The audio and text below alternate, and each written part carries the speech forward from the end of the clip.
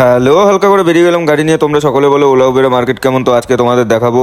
তো ভিডিওটা কন্টিনিউ দেখতে থাকো আর সঙ্গে থাকো। হালকা করে আমার ভাইজানের সঙ্গে দেখা হয়ে গেছে, তো আমি আর ভাইজান মিলে যাচ্ছি গলাপুলে। তো হালকা করে এখানে দাদার সাথেও দেখা হয়ে গেছে, তিনজন মিলে এখন ওয়েট করছি টিপের জন্য। টিপ আসছে না বলে তাই চলে এসেছি কন্যগড়ে এপারে। এখন চা খাবো, চায়ের দোকানের দিকে যাচ্ছি। তো এটা আমাদের ফেমাস চায়ের দোকান কন্যগড়ে। চা ফা খেয়ে এখন গলাপুলে আছি। তো এখন টিপ আসছে না বলে আমি আর ভাই হালকা করে বেরিয়ে গেছি, কারণ বাড়ির দিকে যাই। ভাই 11টা বাজে, কপালটা খারাপ। সকাল 9টা দিয়ে 11টা অবধি হালকা করে এখনো পর্যন্ত কোনো টিপ আসেনি। বুঝতে পারছো, এরকম হলো ওলা উবের মার্কেট। তো এখানে এখন আমরা গাড়ি ধোয়াধুয়ি পর্ব শুরু করে দিয়েছি। আমার গাড়ি ধোয়া কমপ্লিট হয়ে গেছে। এখন আমি আর ভাই বাড়ি যাওয়ার জন্য প্রস্তুতি নিয়েছি। বাড়ি চলে এসেছি। দেখতে পাচ্ছ এত রকমের খাবার বানিয়েছে বোন। তো আজকে রাধা অষ্টমী যেহেতু, তার জন্য এত রকমের খাবার বানিয়েছে। এখান থেকে সবকিছু হালকা করে ভক্ষণ করবো, কিন্তু তার আগে জানবো বোনের কাছে যে ভগবানকে দিয়েছে নাকি। তার আগে খেলে বোন আমায় বহুত মারবে।